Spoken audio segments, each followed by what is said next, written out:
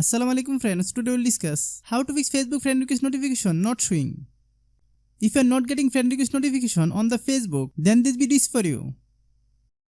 If you are new to my YouTube channel, please subscribe. Launch the Facebook app on your iPhone, iPad or Android device.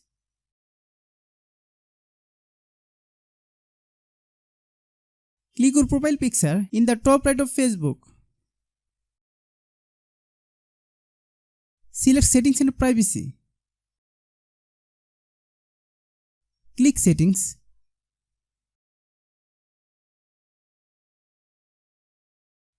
Click Profile Settings. Click Notification Settings. Then click Friend Request. Then turn on all options.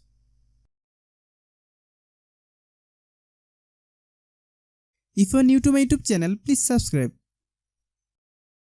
If you like the video, please share with your friends.